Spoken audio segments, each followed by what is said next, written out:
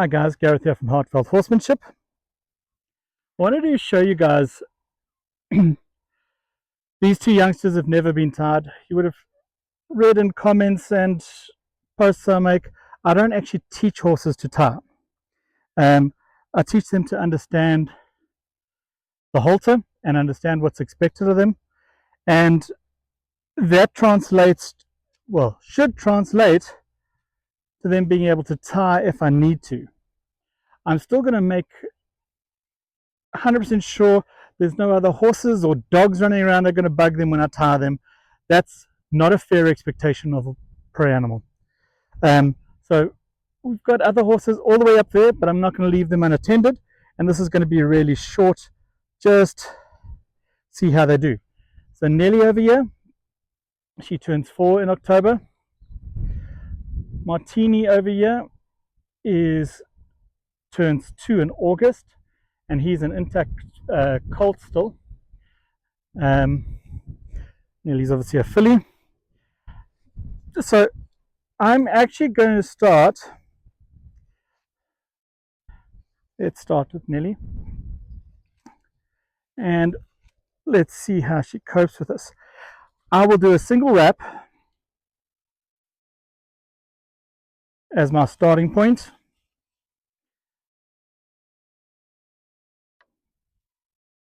And just see how she feels about things and be here for her.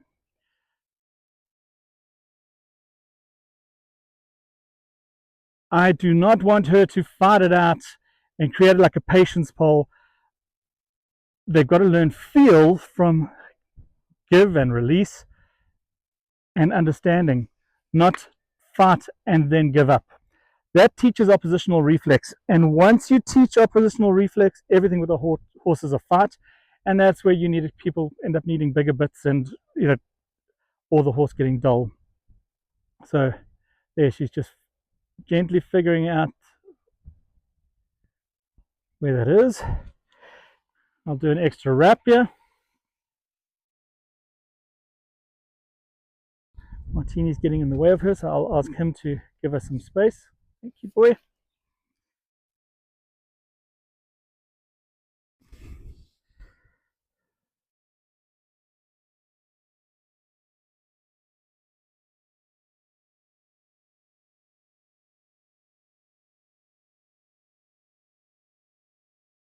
Handling that pretty well. Gave to the tension, and I just take 3 wraps here. There's nothing to untie. I don't have those blocker units, which are awesome.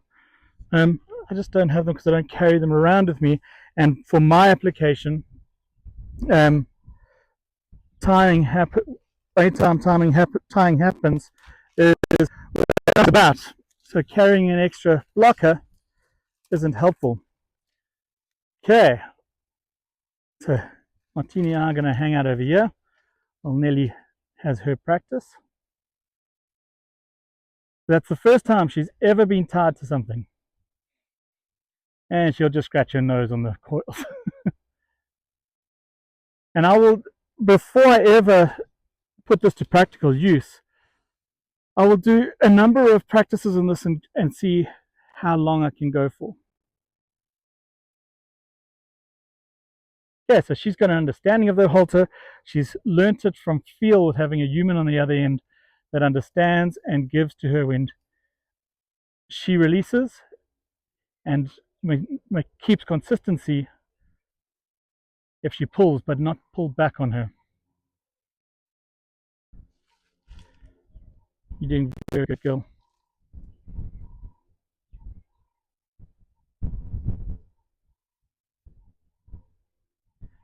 So while Nelly's standing tied there, let me show you some of my prerequisites for this. The big one is I need my horse to be able to just understand that it stays standing. This is not done by punishing them every time they move. It's through communication. I can teach them that I'm asking them to step backwards. If a horse takes a step, I will ask them to go backwards, so that they understand once that halter's on, until I ask them something, they keep their feet still.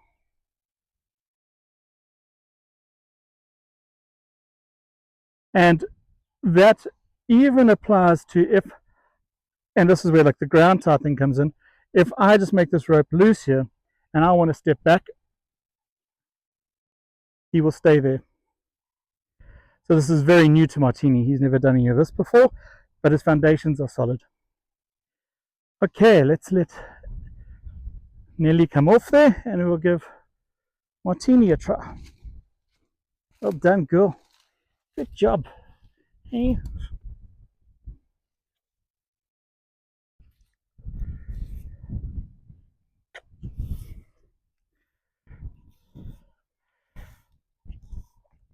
And we'll gradually increase the length of time. As I said, I'm going to reiterate this a lot. Don't leave them tying unattended. So maybe that's something that comes more into play with our setup where there's predators around. And we also get hunting dogs out here. I won't leave if I need to like just tie them up for a second while I need to sort out another horse. I make sure I'm around. I don't leave them, tie them and leave them unattended for extended periods of time.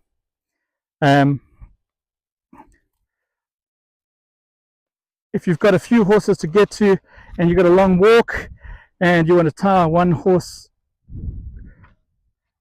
while you work another, that's perfect. As long as they've got hay in front of them, so they're not standing there with nothing to eat.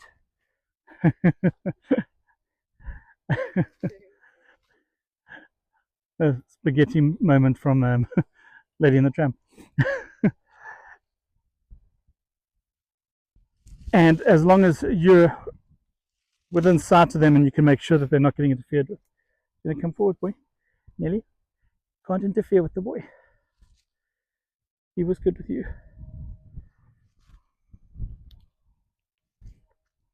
Thank you, girl.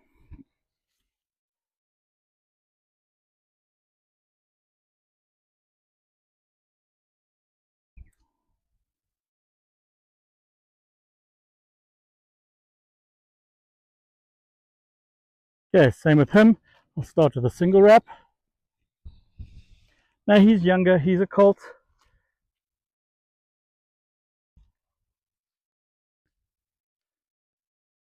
Pay special attention, making sure he's happy with this. When you tie high and tight so you're not going to get their feet over it. I don't love the tie setups that move because then you actually don't teach them any boundary in terms of the halter. Good boy.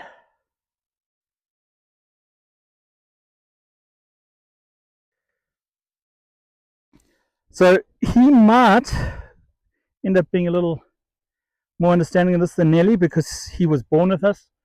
Our halter training technique with him was not the imprinting that often happens. Have them fight until they subdued, which I think Nelly might have got.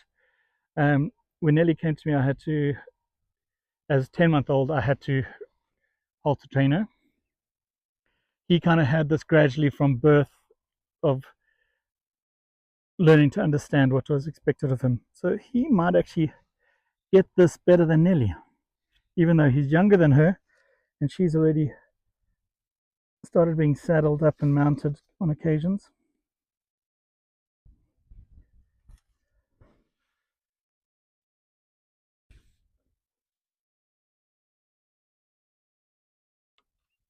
Okay, you good there, boy? So if he did pull, he's going to run into resistance, but I can give to him so he can't thrash. Now, a big thing here is before I walk away, I'm looking at his state of mind. How's he feeling about this? If he's in an anxious state of mind, I might just hang out with him. I'm not going to, okay, cool, I've tied him up. He's in a highly stressed state, walk away and wait for the wreck and let him learn from the wreck. I want him to only learn cooperation and understanding rather than he's going to lose the fight, which is the approach of many people have with a patience pole.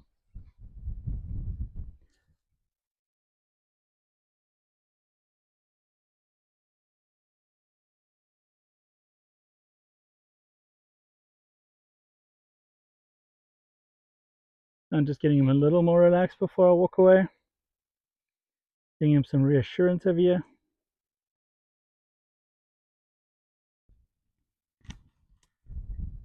Okay, you can stay there, boy. Stay there.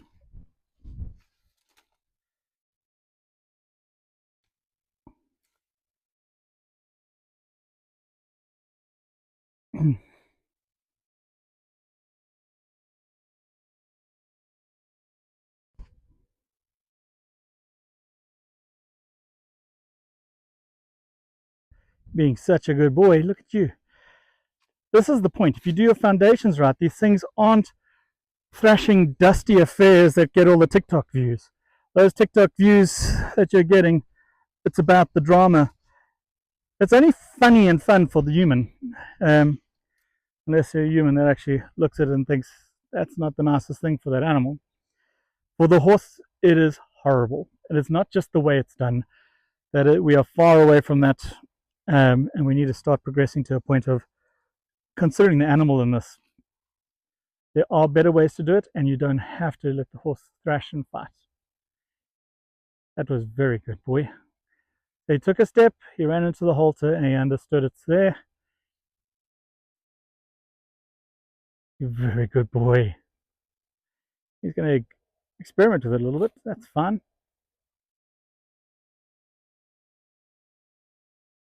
The minute he finds the end, he gives. Good boy.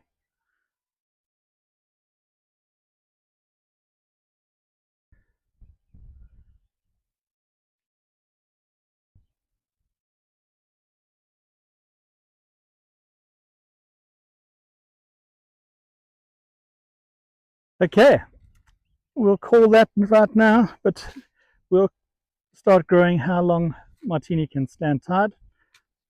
Oh, he's going to fidget. Let's wait a second and see how he handles. And you're bored and you want to interfere with me. So Nelly over here, I'll tell you if you just want to step to the side quickly and show Nelly. So she keeps coming and asking for engagement with me. Because I'm talking to Martini and you guys, she feels a little left out. And she just asks for engagement. She's not biting me. She's just like, hey, what about me? Are you watching out for me? Oh, there we go. Good girl.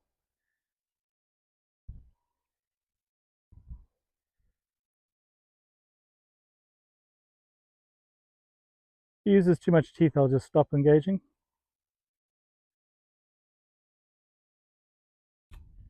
Cool. Good boy. Okay. There we go. That's how tying for the first time should look. Hi guys, Gareth here from Heartfelt Horsemanship. I just want to talk quickly about the myth that bringing your horse's head down causes relaxation, and a little bit about the possible reasons for it. So I would assume the reason people think that pulling a horse's head down causes relaxation is because head up is a symptom of a horse being on adrenaline. So absolutely, if a horse's head is naturally down, it is showing signs of relaxation. We won't get into the whole shutdown or freeze mode, but in general, head down indicates relaxation, head up indicates they're stressed and on adrenaline. But if pulling their heads down actually caused relaxation, you wouldn't see these horses in martingales and side reins that are absolute stress balls. So you'll often see people teach this cue. Martini doesn't really know that cue, and they think that that causes relaxation. That does not cause relaxation. I often tell people, like, it's the equivalent of driving over someone's toes and parking over their toe, and the person screaming and crying is the symptom that they're in pain. So you just shove a sock in their mouth and cotton wool under their eyeballs. They're no longer crying and screaming. Therefore, the pain is no longer there. So, horse's head is in the air. That's an indication of stress. We just tie their head down. They're no longer stressed. It's not the case at all. In fact, it actually ends up being a cause of a lot of accidents, because that horse's head coming up in the air is their way of communicating that they are getting stressed out. Those are the signs we need to look for, that, hey, this horse is stressed. We need to help them regulate their stress. And if we use running side reins or martingales to stop their head coming up, so in that case, that's an extreme where they run into pain if they put their head up. But even in terms of if every time their head goes up in the air, we pull it back down and we train out the head in the air behavior, we lose that stress indicator that something is coming and we can't do anything about it. So there's other ways to cope with stress. I use the hindquarter disengagement, and I don't chase the horse's hindquarters around that it's going to cause physical issues down the line. I have a very calm approach, and if the horse understands it, it's not a jerky motion. It's nice and smooth, no more than they do when they're out in the fields with their herd mates. That causes a physical change to their stress level, as opposed to this just being a symptom. So no, it is not the same thing. A head down cue does not cause relaxation. Thank you.